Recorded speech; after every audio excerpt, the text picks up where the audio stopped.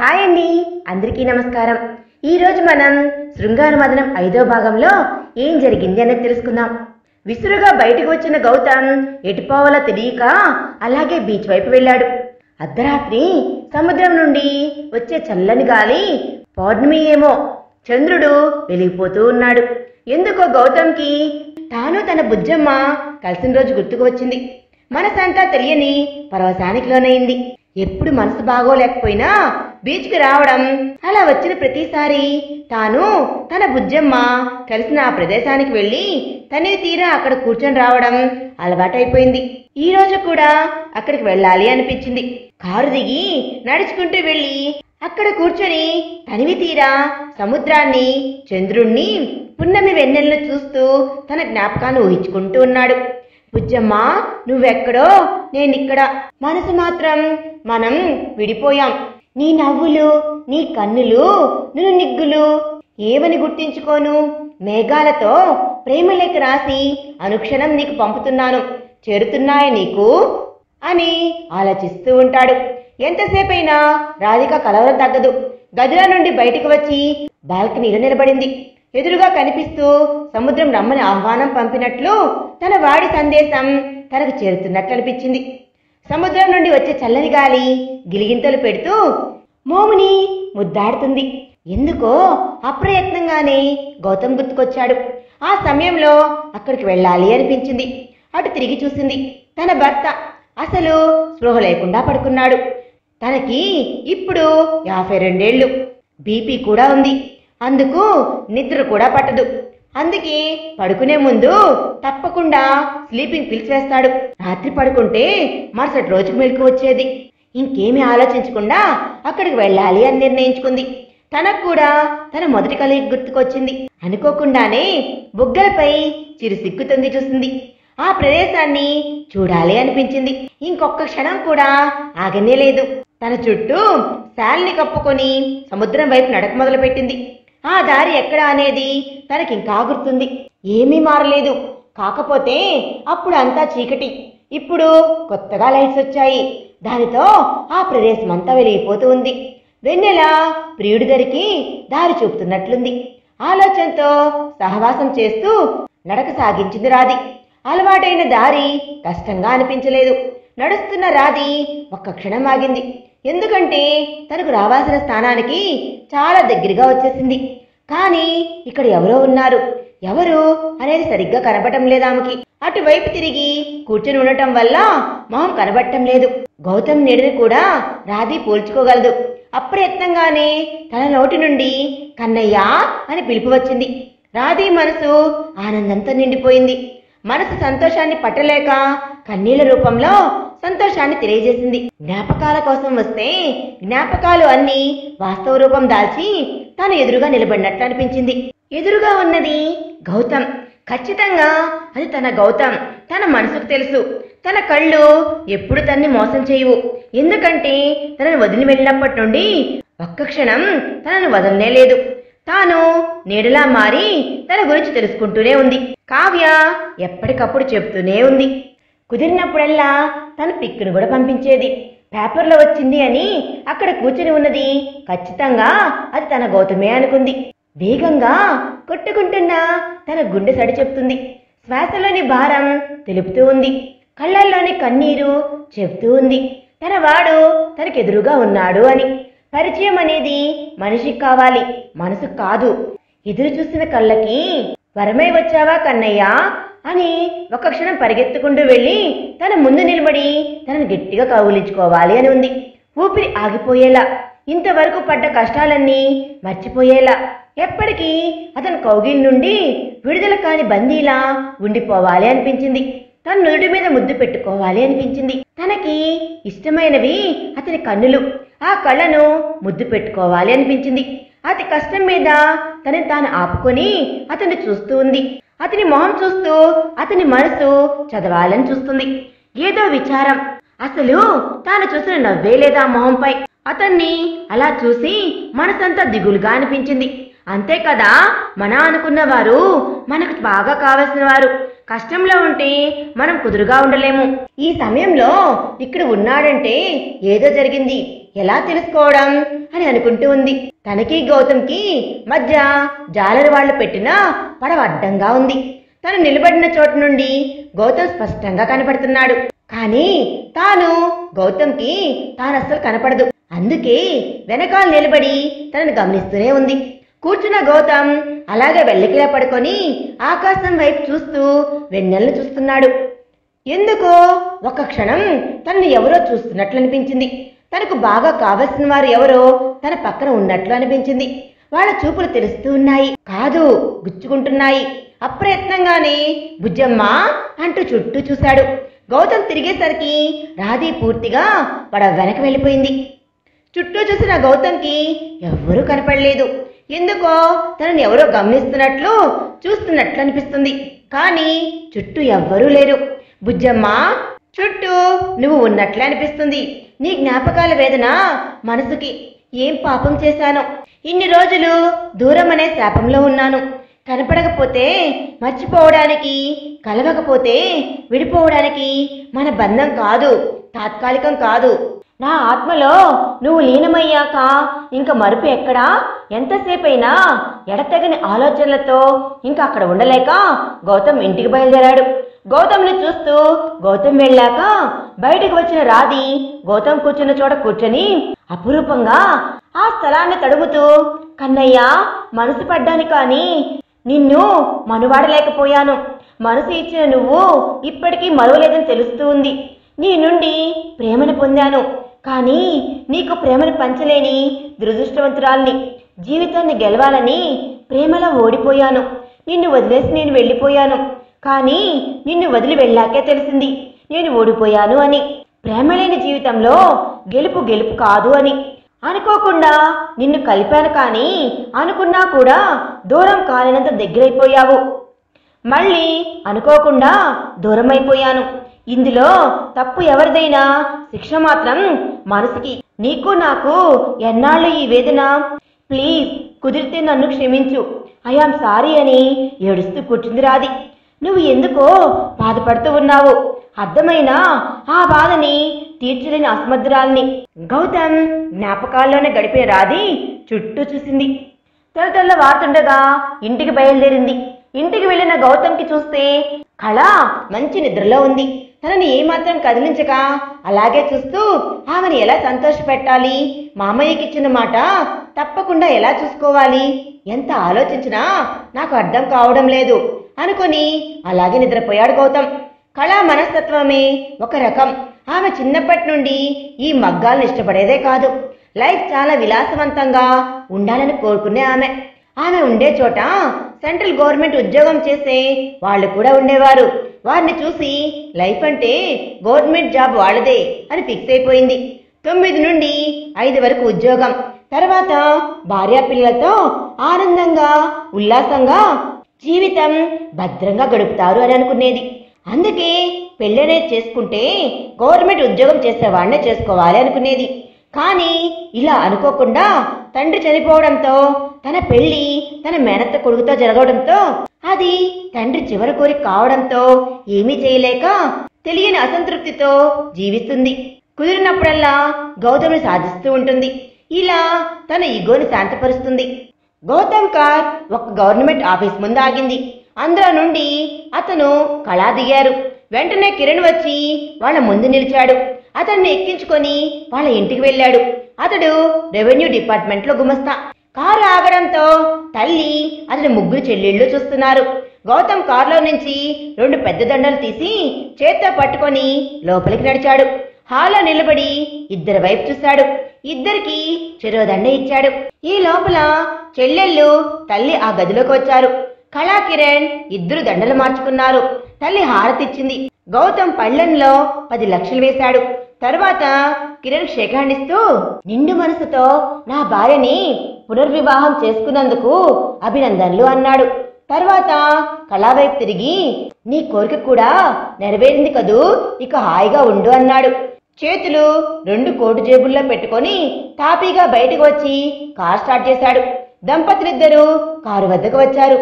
నా పెద్ద చెల్లెలి పెళ్లి మీరు చేస్తారనే ఆశతో మీ భార్యను నేను చేసుకున్నాను. అంతేకాదు నా ఇంటి సమస్యలు కూడా తీరుస్తాను అన్నాడు కిరణ్.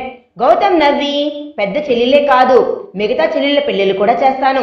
డబ్బు పెద్ద సమస్య కాదు, అన్ని సమస్యలు తీరుస్తాను అన్నాడు. మా ఆవిడైతే అని సారీ మాజీ భార్య అయితే అసలు డబ్బెందుకు అంటుంది, బ్రతకడానికి అంతేనా కళ అని అన్నాడు. ఇప్పుడు నీ కోరిక తీరింది. ఆఫీసు ఇల్లు తప్ప మూడో విషయం తెలియని కిరణ్ నీకు భర్తగా వచ్చాడు. ఒకరి కష్టాల్లో ఒకరు పాలు పంచుకోవచ్చు. ఆఫీస్ నుంచి రాగానే షికార్లకు వెళ్ళవచ్చు. పాలు నీళ్లులాగా కలిసిపోవచ్చు మీ ఇద్దరు. నువ్వు కోరుకున్నది కూడా అదేగా. నా వాళ్ళందరూ సుఖంగా ఉండాలన్నదే నా కోరిక. బెస్ట్ ఆఫ్ లక్ అన్నాడు. ఏదైనా అవసరమైతే కాల్ చెయ్యి అంటూ కారు ముందుకు పోనిచ్చాడు. ఎన్ని రోజులు గడిచాయో కూడా తెలియదు అతనికి. ఒక వర్షం కురిసిన రాత్రి తలుపు కొట్టిన చప్పుడు వినిపించింది. గౌతమ్ తలుపులు తీశాడు. ఎదురుగా కళ ఉంది. వచ్చేసానండి, అక్కడ ఉండలేక వచ్చేశాను అంది.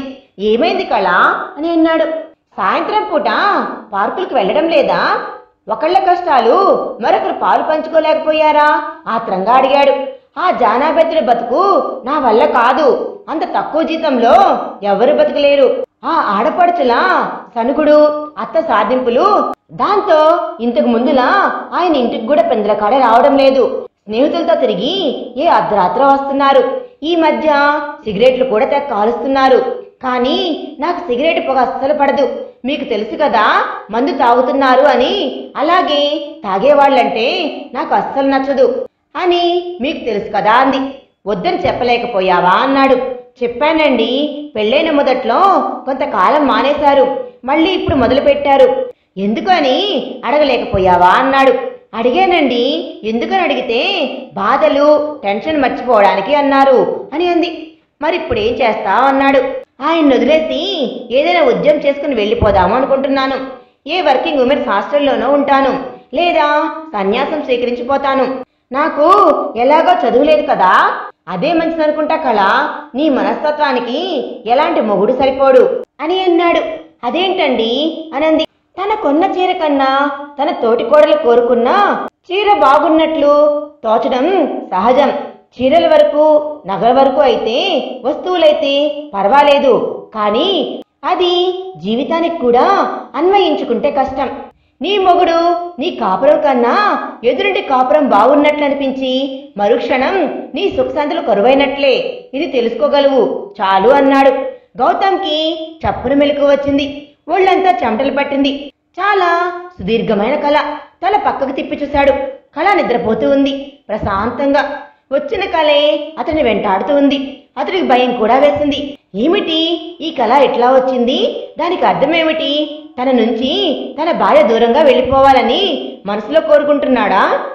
విడిపోవాలనుకుంటున్నాడా? లేదు, ఆమె చేసే పనులకి, ఆమె వాదించేయడానికి ఒక్కోసారి చెంపలు బద్దలు కొట్టాలనంత కోపం వచ్చే మాట నిజమే.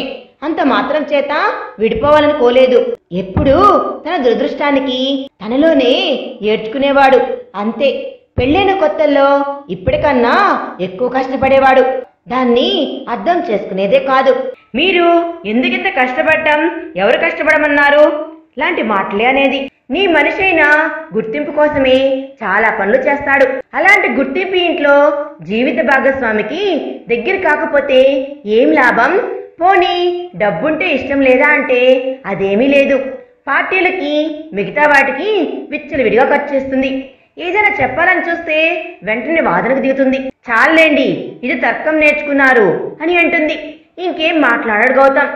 రాత్రింబవళ్ళు కష్టపడితే మిమ్మల్ని ఎవరు కష్టపడమన్నారు? మిమ్మల్ని చేసుకోవడం కన్నా గుమస్తాన్ చేసుకోవడం సుఖం అంటావు. మళ్ళీ ఫంక్షన్కి వెళ్లాల్సి వస్తే ఒకసారి కట్టిన చీర మరొకసారి కట్టనంటావు. ఒకసారి వేసిన నగల్ని ఇంకోసారి వేయను అంటావు. ఎలా నీతో?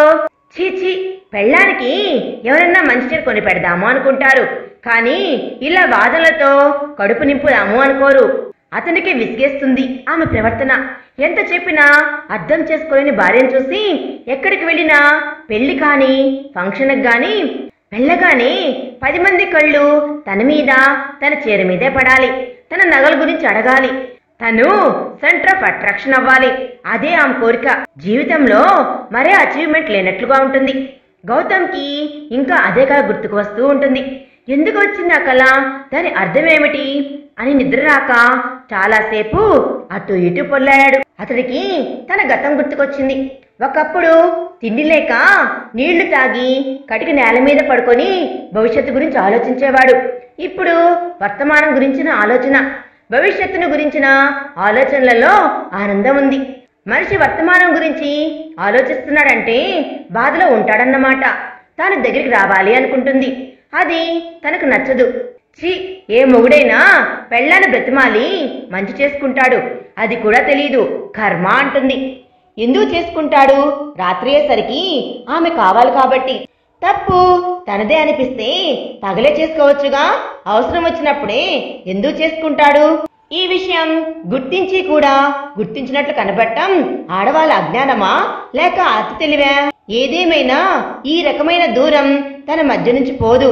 ఆమె వైపు నుంచి కూడా ఆలోచించడానికి ప్రయత్నించాడు. పిల్లలు కావాలి అనుకుంటుంది. తాను సగటు మూడిలా మారమనంటుంది.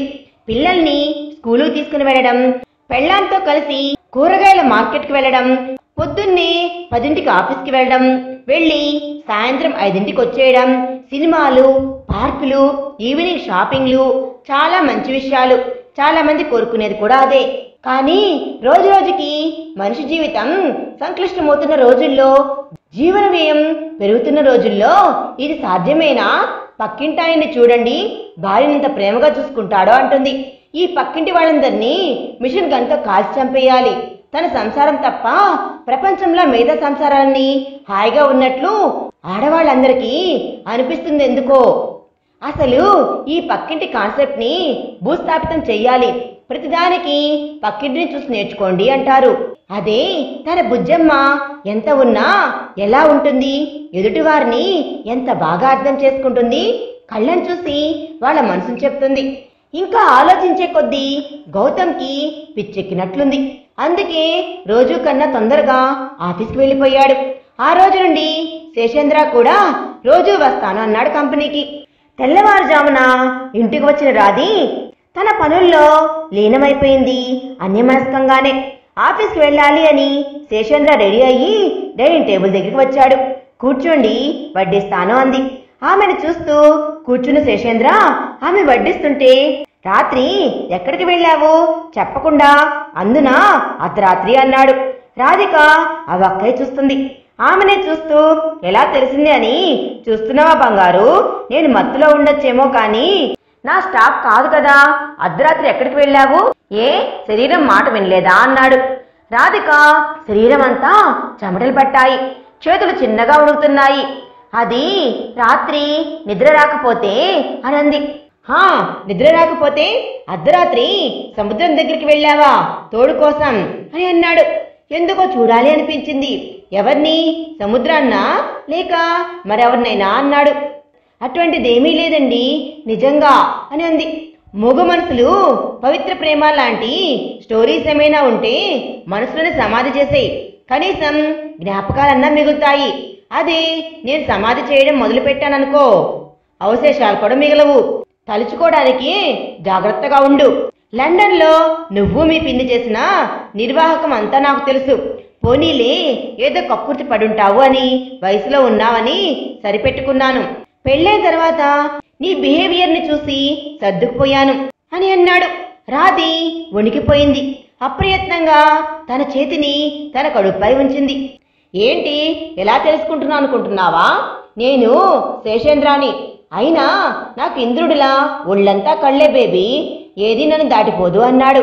అన్నీ ఇవ్వడం తెలిసిన నాకు తీసుకోవడం కూడా తెలుసు, ప్రాణాంతో సహా అన్నాడు. జాగ్రత్త, ఇంకెప్పుడు ఇటువంటి పిచ్చి పనులు చేయకు అని చెప్పేసి వెళ్ళిపోయాడు. కుర్చీలో కూలబడిపోయింది రాధి. ఏం చేయాలో అర్థం కావడం లేదు. అంత చిన్న విషయాన్ని తను ఎలా మర్చిపోయింది?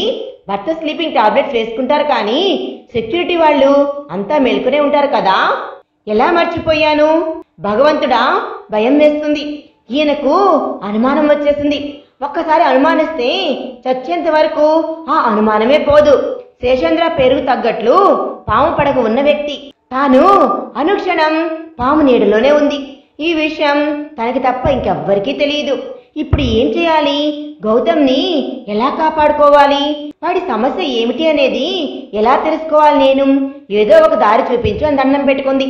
కళ్ళ నుండి కారుతున్న కన్నీళ్లు తుడుచుకోవాలి అని కూడా అనిపించనే లేదు. ఈ లోకంలో మిగిలింది నాకు గౌతమ్ ఒక్కడే, నా కన్నయ్య. కనీసం వాడున్న సంతోషంగా ఉంటాడు అనుకున్నాను. వాడి మొహంలో కూడా నవ్వు లేదు, ఏడుపు ఛాయలే. ఏదో ఒక దారి చూపించు.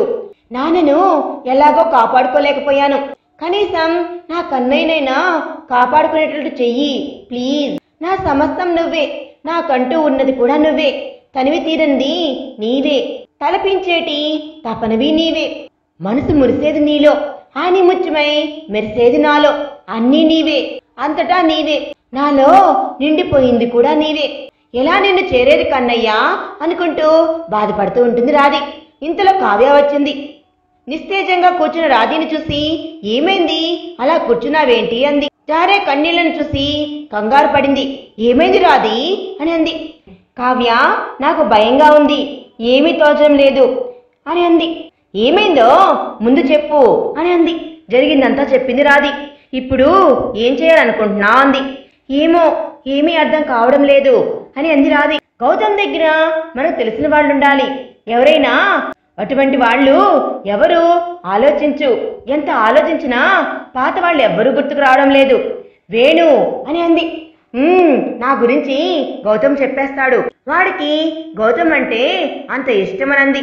ఎవరైనా ఒకరు నాకు ఫేవర్గా ఉండాలి, గౌతమ్ కాదు అంది. కావ్య వైపు చూసింది. కావి అని అంది. హా చెప్పు, నువ్వంత ప్రేమగా పిలిచావంటే నాకే మూడిందన్నమాట, చెప్పు ఏం చేయాలో అంది. రాధి కావ్యాన్ని గట్టిగా హక్ చేసుకొని thanks you are my best friend అని అంది. సరే చెప్పు ఏం చేయాలో అంది. గౌతమ్ దగ్గర జాబ్ సంపాదించాలి, కుదురుతుందంటావా అంది. తప్పకుండా అవుతుంది, నువ్వు ట్రై చెయ్యి అంది. మరి మీ ఆయన అంది. నేను చెప్తాను, ఆయనే రికమెండ్ చేస్తారు కుదిరితే అని అంది. సరే నీ ఇష్టమనంది. ఎప్పుడు వెళ్ళాలి? కుదిరితే ఈ రోజే అంది. ఏంటి ఇప్పుడా?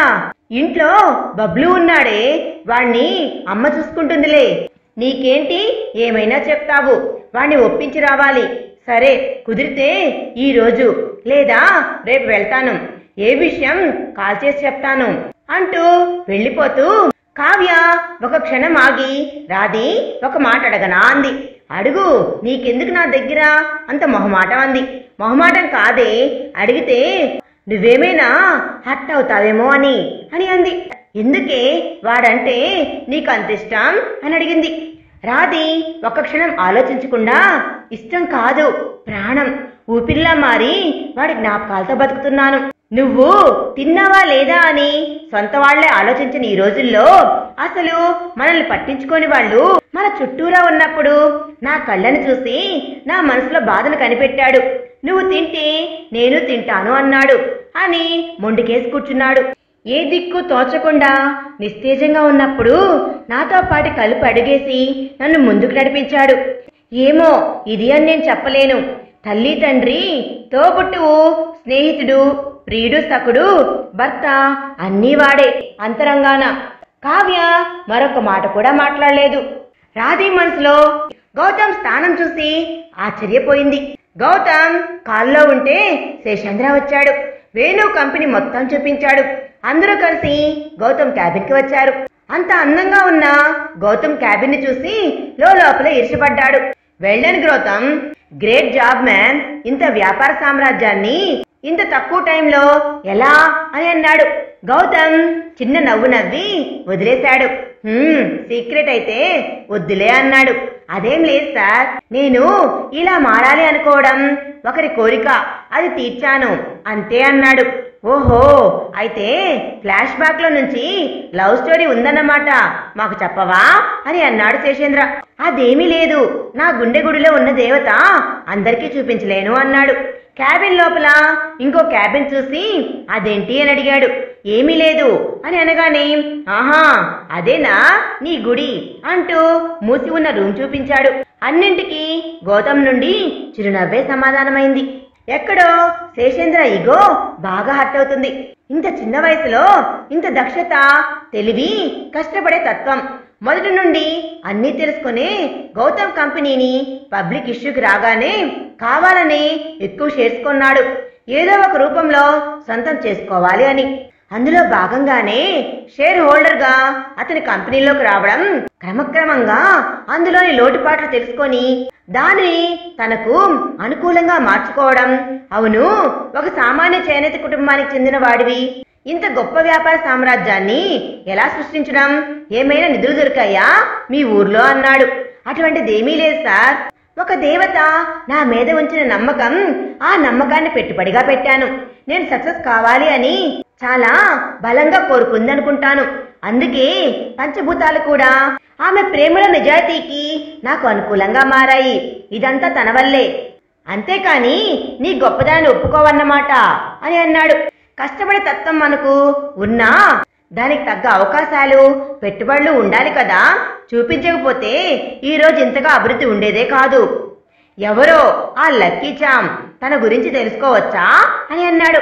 సమయం రానివ్వండి, పదండి వెళ్దామంటూ తీసుకుని బయటికి నడిచాడు గౌతమ్. తనలో రగులుతున్న అసంతృప్తిని లోపల దాచి పెదవులపైన నవ్వు పులుముకొని గౌతమ్ ని అనుసరించాడు శేషేంద్ర. రిసెప్షన్ దగ్గర ఒక అందమైన అమ్మాయి వచ్చి CEO గారిని కలవాలి అని అడిగింది. సారీ మేడం, సార్ చాలా బిజీ, అపాయింట్మెంట్ లేనిదే కుదరదు అన్నాడు. చాలా అర్జెంట్, ప్లీజ్ అంది. సారీ మేడం, ఏం చేయలేము, అపాయింట్మెంట్ ఉంటే చూపించండి అన్నారు. లోపలికి ఎలా వెళ్ళాలి తెలియక నిలబడిన కావ్యను దూరం నుంచి గమనించాడు.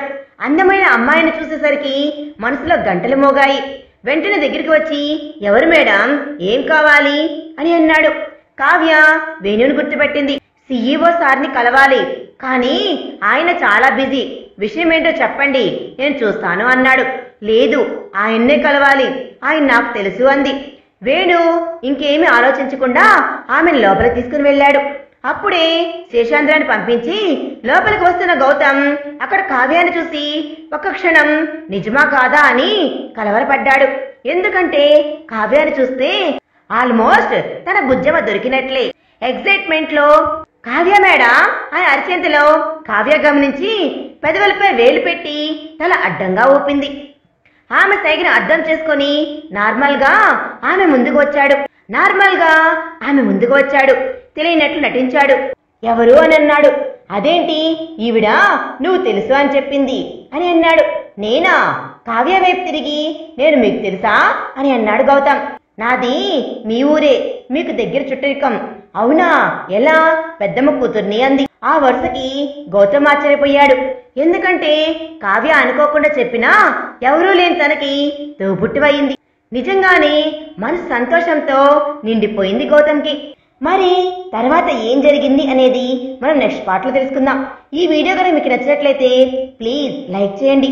మీ విలువైన అభిప్రాయాన్ని కామెంట్ రూపంలో తప్పకుండా తెలియజేయండి. కొత్త వారు మన ఛానల్ చూస్తున్నట్లయితే సబ్స్క్రైబ్ చేసుకోండి. Thanks for watching.